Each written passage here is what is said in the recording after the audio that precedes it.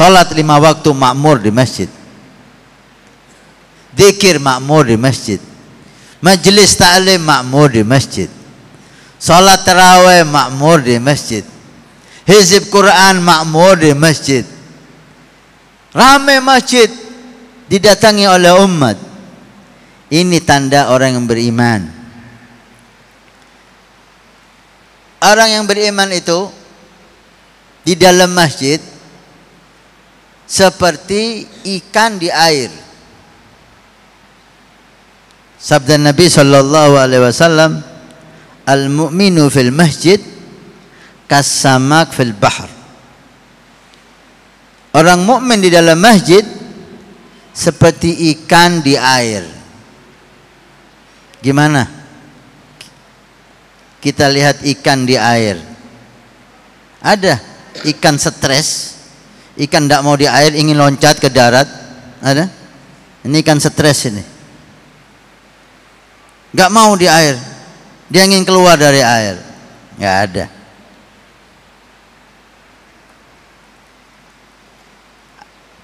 Demikian orang mukmin ketika masuk ke masjid, dia nggak mau keluar dari masjid. Dia tenang di masjid. Dia kerasan, kata orang Jawa. Nggak tahu kata bahasa sini apa, Pak? Betah. Betah di masjid.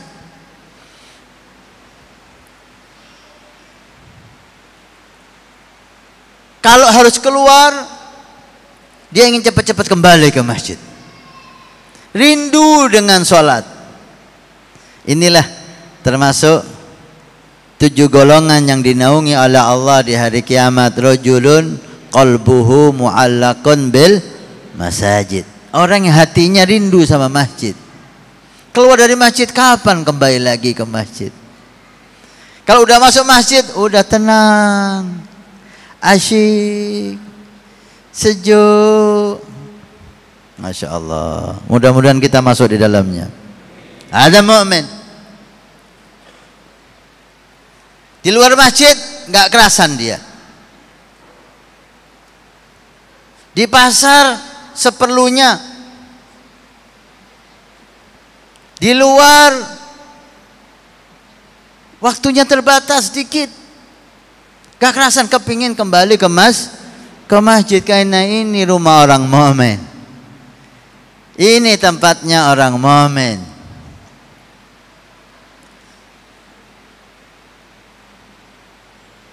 Sebaliknya orang munafik.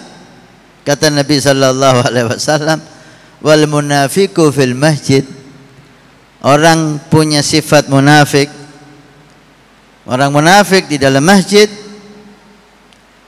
katairi fil qafas, seperti burung di dalam sangkar. Burung ditangkap, ditaruh di kurungan, di sangkar. Gimana dia? Ingin cepat keluar, cari lubang. Mana ada pintu terbuka, mana ada jendela, dia akan lari dari sangkar itu. Kenapa? Bukan tempatnya itu. Gak kerasan dia di situ. Gak nyaman dia di situ. Gak bebas dia di situ. Demikian orang munafik. Kalaupun masuk ke masjid terpaksa sholat Jum'ah. Kalaupun masuk ke masjid terpaksa Idul Fitri, Idul Adha. Itu pun datangnya terlambat. Salah terlambat di akhir. Salah akhir pulang masih curi sandal. Datang sandal gapit, pulang sandal kulit. Gak kerasan dalam masjid. Gak tenang dalam masjid.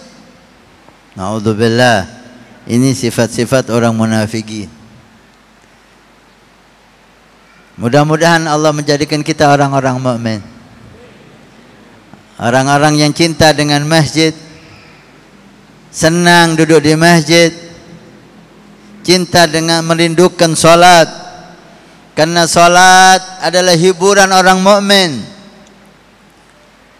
Kalau Nabi sallallahu alaihi wasallam dimuliakan oleh Allah, berjumpa Allah ketika Isra wal Mi'raj, dan kemuliaan itu diabadikan oleh Allah kepada umat Nabi Muhammad sallallahu alaihi wasallam, dijadikan salatnya orang mukmin adalah mi'rajnya kepada Allah. As-salah mi'rajul mu'min. Sabda Nabi, salat itu nilainya seperti orang mukmin dalam keadaan mi'raj, berjumpa Allah Subhanahu wa taala.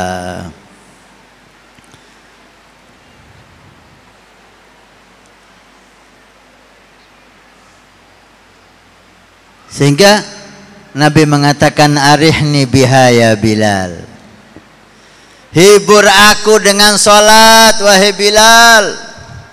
Kalau ada sesuatu yang mengganggu ketenangan Nabi, langsung Bilal disuruh adzan, arihni biha ya Bilal, hibur aku dengan salat wahai Bilal. Salat hiburannya Rasulullah, salat hiburannya sahabat Nabi, hiburannya para aulia, hiburannya para salihin. Kalau udah salat, udah selesai semuanya. Ada orang salat khusyuk, ditanya oleh santrinya, oleh pencintanya, kok khusyuk banget salatnya pian itu? Hal tadkuru syai'an fi salatik? Apakah kamu ketika salat ingat sesuatu? Kaget dia pertanyaan itu. Hal hunaka syai'un ahab min salati? Apakah ada di dunia ini yang lebih aku senangi dari salatku, sehingga harus aku ingat di dalam salat? Gak ada yang aku senangi di dunia ini seperti salat, sehingga kalau aku di luar salat aku ingat salat, kalau udah di dalam salat tidak ingat apa-apa. Karena gak ada yang lebih disenangi seperti salat. Sama seperti kita. Gimana salat kita? Allahu Akbar, yang lupa langsung ingat. Sesuatu kita lupa, naruhnya di mana? Tadi mau apa saya ya? Saya taruh di mana kunci tadi ya? Saya janji sama siapa ya? Lupa. Subhanallah, ketika sholat Allahu Akbar datang semua tuh. Oh iya, kunci saya taruh sana. Saya janji sama fulan. Oh iya, saya belum bayar. Ingat semuanya.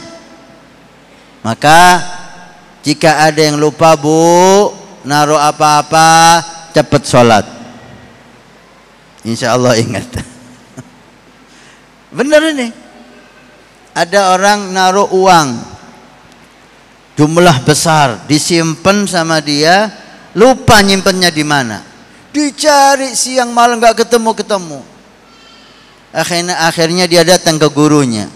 Guru, saya ini ada harta yang berharga dan saya perlu sekarang. Saya taruh di mana saya lupa, guru. Ada bacaan untuk saya bisa menemukan itu? Kata gurunya, nggak usah bacaan, kamu akan menemukannya. Gue siap guru, gimana caranya? Wudu yang benar, yang khusyuk. Kemudian salat yang khusyuk, paksa untuk khusyuk. Oh, insya Allah dia pikir setelah wudu dengan khusyuk, salat dengan khusyuk, selesai salat akan dia temukan barang itu. Barakah wudu, barakah salat khusyuk. Dia laksanakan perintah gurunya. Dia wudu dengan khusyuk, baca doa-doanya, kemudian menghadap kiblat, takbir dengan khusyuk, Allahu Akbar, dipaksa baca Fatihah dengan khusyuk. Belum selesai bacaan Fatihah, diingatkan sama syaitan, oh, hartamu kamu taruh di bawah ranjangmu di sebelah sana. Oh, dia mau teruskan sholat, takut lupa lagi. dibatalin sholatnya. Subhanallah. Para salihin seperti Habib Hasan bin Saleh Al-Bahr, beliau sebelum sholat ngomong sama anak cucunya, ngomong sama keluarganya, tolong sebelum abah takbir di dalam sholat jangan ada yang bicara, jangan ada yang bergurau. Setelah abah takbir Allahu Akbar, silahkan kamu mau apa, mau teriak, jungkir balik, mau main, silahkan, karena saya sudah tidak mendengar apa-apa. Konsentrasi dengan Allah Subhanahu wa ta'ala. Benar, kalau beliau sudah Allahu Akbar, nggak tahu apa yang terjadi di dunia ini. Khusyuk membuat beliau tidak mendengar apapun, tidak merasakan apapun. Allahumma sholli ala Muhammad. Sampai suatu saat ada keluhan di punggung beliau, ada daging. Dipanggillah dokter, diperiksa sama dokter, ini semacam tumor yang harus diambil. Kalau itu satu-satunya, ya silahkan Anda ambil, dioperasi. Diberilah Habib ini minuman seperti obat bius di saat itu. Ini apa? Ini bisa membuat pian tidak sadar sehingga tidak terasa ketika dioperasi. Gak sadar, membuat saya lupa dengan Allah, lupa dengan segalanya Habib. Oh enggak, saya enggak mau minum ini kalau membuat saya lupa dengan Allah. Terus gimana caranya operasi nggak dibius ini? Nggak tahu. Si dokter nggak berani. Ngomong sama putranya, maaf saya tidak bisa ngoperasi orang dalam keadaan sadar. Siapa orang yang mampu? Kulitnya dibelah, dagingnya diambil, dan dia sadar. Maaf, ini resiko. Kata putranya, ini tumor harus diambil Pak Dokter. Iya, tapi Abah tidak mau minum obat bius. Saya punya solusi Pak Dokter. Apa? Tunggu sebentar lagi waktu sholat duha. Abah kalau sholat duha lama, baca Al-Quran sekian juz, kesempatan Anda untuk operasi. Kamu tahu operasi itu apa? Kata si dokter, belah kulit, ngambil daging. Gak ada yang mampu menahan sakitnya. Saya yang menjamin Abah kalau sholat gak merasakan apa-apa, walaupun dioperasi. Kamu tanggung jawab, saya tanggung jawab. Kalau sekarang tanda tangan si anak ini. Benar, waktu sholat duha Allahu Akbar, si anak, silahkan Pak Dokter. Benar ini, serius, kalau silahkan. Dibedah bajunya Habib, enggak terasa. Mulai kulitnya sedikit dicoba, enggak terasa. Dibedah itu kulit, diambil itu penyakit daging, dibersihkan, diperban, selesai dijahit, selesai operasi dengan sempurna. Wal Habib tetap berdiri dalam sholatnya, tidak bergerak sedikit pun. Masya Allah.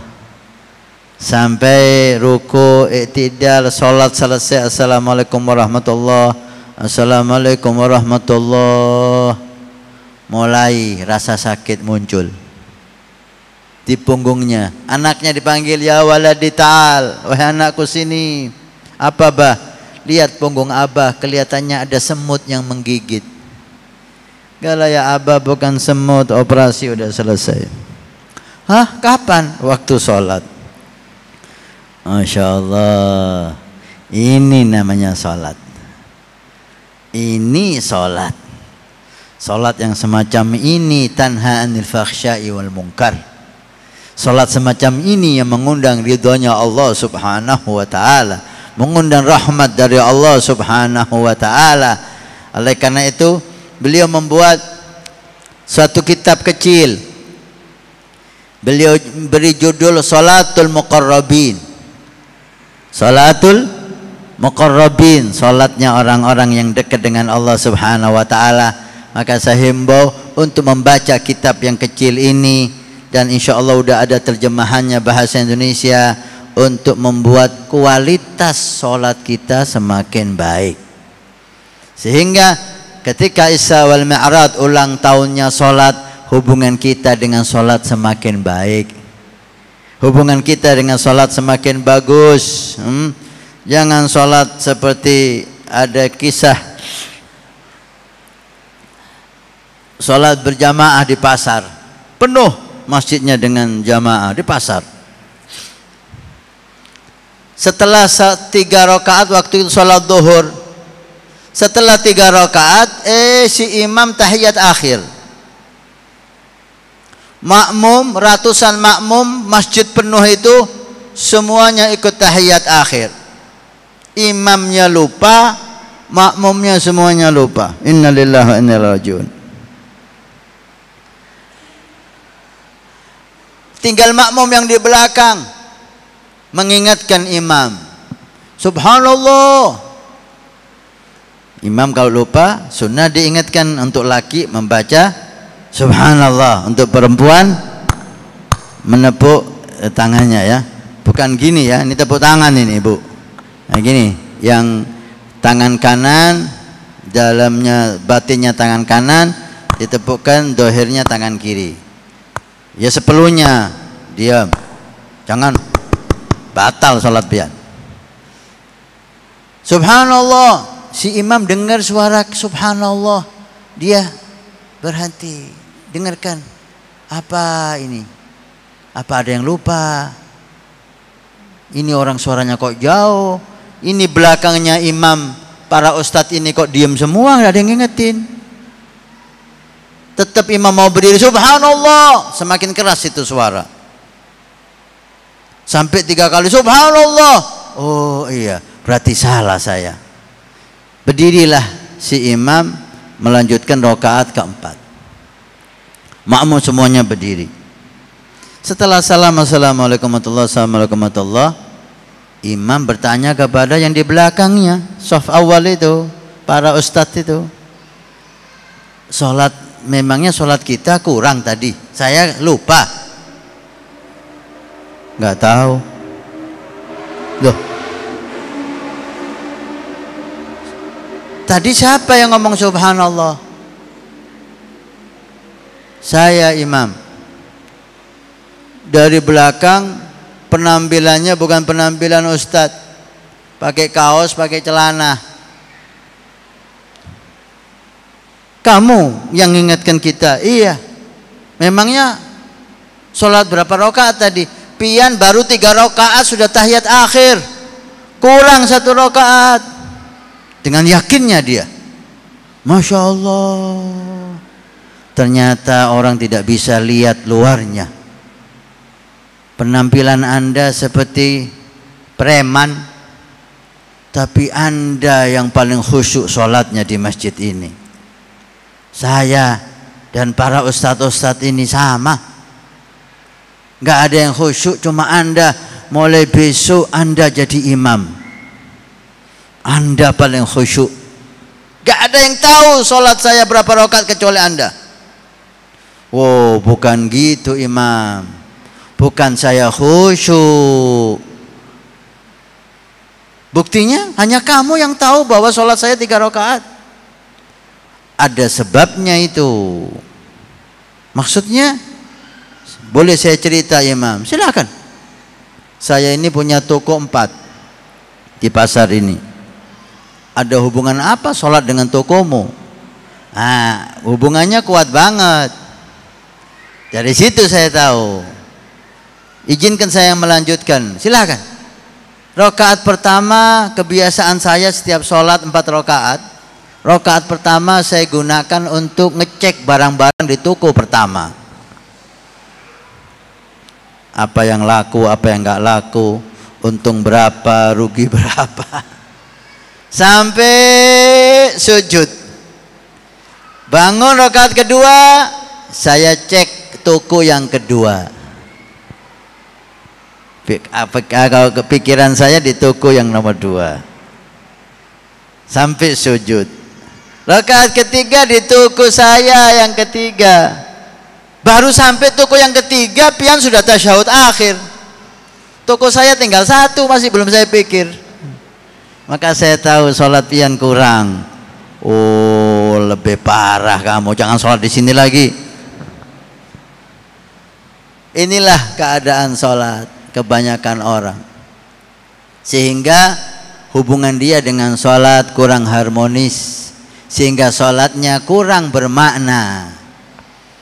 Orang dulu itu, orang sholat itu habis sholat itu wajahnya bersinar, seperti Nabi Shallallahu Alaihi Wasallam setelah Mi'raj berjumpa sama Allah, turun bertemu Nabi Musa, wajah Nabi bersinar, sehingga Nabi Musa melihat wajah Nabi yang baru mendapat kemuliaan, melihat zat Allah. Wujuhu yawma idin nadhirah ila rabbiha nadhirah. Melihat Allah bukan hanya dengan mata, dengan wajah semuanya. Wujuh, wajah.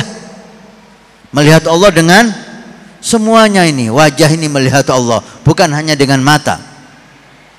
Dengan dalil Al-Quran, wujuhu yawma idin nadhirah, berseri-seri, ila rabbiha nadhirah. Nabi Musa ketika Nabi Muhammad turun mendapat wahyu salat 50 waktu. 50 Pak, bukan 5 waktu, 50. Dan akhlak Nabi enggak menolak. Padahal Nabi tahu kita enggak mampu. Karena Nabi yakin ini pasti ada sesuatu. Berjumpa dengan Nabi Musa. Nabi Musa melihat wajah Nabi. Setelah berjumpa dengan Allah, wajah yang bersinar, berseri-seri, bercahaya. Nabi Musa menikmati wajah Nabi Muhammad. Dia ingin berjumpa Allah, tapi tidak diizinkan oleh Allah.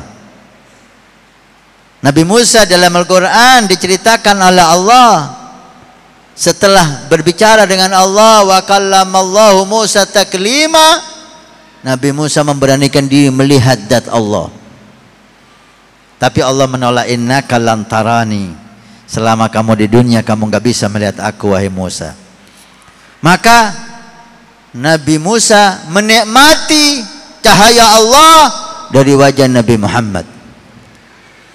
Allahumma salli ala Muhammad, sallallahu ala Muhammad. Setelah berjumpa Allah, Nabi Muhammad ketemu Nabi Musa, dipandang wajah Nabi Muhammad oleh Nabi Musa. Nabi Musa ingin Nabi Muhammad melihat Allah lagi, supaya bertambah lagi cahaya Allah dan dilihat lagi oleh beliau, oleh Nabi Musa. Kamu dapat apa Muhammad? Kalau dapat perintah sholat, berapa banyak? 50 waktu. Umatmu tidak akan mampu. Umatku besar-besar, kuat-kuat tidak mampu, apalagi umatmu. Kembali ke Allah, minta keringanan. Nabi Musa punya misi, nyuruh Nabi Muhammad kembali ke Allah supaya berjumpa Allah lagi, kembali lagi bertemu Nabi Musa, dan Nabi Musa menikmati cahaya Allah di wajah Nabi Muhammad.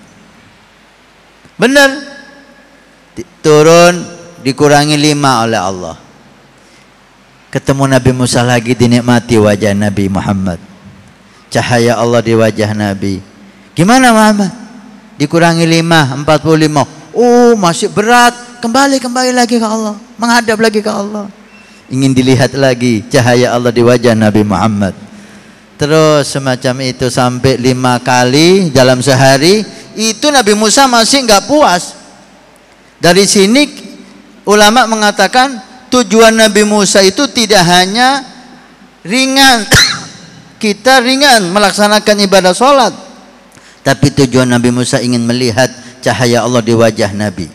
Sampai tinggal 5 kali masih disuruh minta keringanan. Maunya sekali. Kalaupun sekali suruh kembali lagi ke Allah. Karena misi Nabi Musa melihat cahaya Allah di wajah Nabi Muhammad. Tapi setelah 5, Rasulullah disuruh kembali lagi sama Nabi Musa. Enggak, saya malu udah Musa. Allahumma shalli ala Muhammad. Demikian orang mukmin. Orang mukmin kalau sholatnya itu benar, karena sholat itu mi'rajnya orang mukmin, pasti setelah setiap dia sholat bertambah cahaya di wajahnya. Kalau ada yang sholat assalamualaikum warahmatullah, assalamualaikum warahmatullah, wajahnya kita lihat nyumpekin, berarti dia nggak sholat nih. Kalau sholat wajahnya pasti bercahaya. Simahum fi wujuhim min atharis sujud. Habis sholat kita lihat nakutin. Ini sholat ngadep siapa? Habis sholat kok tambah sumpek? Kamu belum sholat. Kalau sholat nggak seperti ini. Al-Habib Zain bin Smith, ini terakhir. Al-Habib Zain bin Smith yang tinggal di kota Madinah, termasuk guru mulia kita, mudah-mudahan panjang umur, sehat walafiat, membagi sholat itu menjadi 3. Ini, ayo kita lihat, kita masuk yang mana ini. Orang sholat itu satu di hadrah ilahiyah, dia menjadi tamunya Allah. Oh, ini yang istimewa nih. Ini sholatnya para sholihin. Dia hanya ingat Allah di dalam sholatnya, tidak ingat apapun. Ini masuk dalam jamuan Allah. Ketika dia berdiri menikmati jamuan Allah dalam baca Quran. Ketika dia ruku menikmati jamuan Allah dalam tasbih ruku. Ketika dia sujud menikmati jamuan Allah ketika dia sujud. Kata Habib Abdul Qadir bin Ahmad, setiap gerakan solat itu jamuan khusus dari Allah yang enggak ada di sebelumnya. Jadi solat itu rasanya enggak satu. Seperti masakan itu satu kuah, makan dengan satu kuah gulai umpamanya. Enggak, sholat itu seperti hidangan makanan yang ramai. Ada gulai, ada sate, ada sop, ada krengsengan, ada pecek tempe, ada apa lagi, jangan asem, seperti hidangan gitu. Berdiri hidangan lain, ketika ruku hidangan lain, menikmati kenikmatan dari Allah yang tidak ada ketika dia berdiri. Ketika sujud hidangan lain. Makanya nggak ada bosan-bosannya mereka sholat, karena hidangannya macam-macam. Seperti kita makan, Bu, kalau satu macam walaupun itu gulai, kalau terus-terusan gulai lama-lama bosan. Tapi ketika sekarang gulai, nanti siang sop, malamnya ikan bakar, itu terus nafsu. Hadrah ilahiyah. Ini orang-orang yang khusyuk dalam sholatnya, tamunya Allah nih. Yang kedua, kharijul bab, orang yang nggak masuk dalam tamunya Allah. Ibarat orang berdiri di luar pintu, yang nggak dapat jamuan ini. Allah menjamu orang yang masuk ke dalamnya, yang khusyuk dalam sholatnya. Yang nggak khusyuk ibarat tamu tapi nggak mau masuk rumah, di luar. Enggak dapat apa-apa dia. Ya, orang semacam ini tidak bisa menikmati sholat. Dia di luar. Yang paling jelek yang ketiga, di hadrah syaitaniyah, menjadi tamunya syaitan. Dalam sholat menjadi tamunya syaitan. Jadi tamunya syaitan. Kenapa? Sholat ingat maksiat. Allahu Akbar. Tadi malam sama pacarnya, ya Allah nikmatnya, kapan bisa ketemu lagi? Salat ini. Ini masuk di hadrah syaitan. Jadi tamunya syaitan ini orang.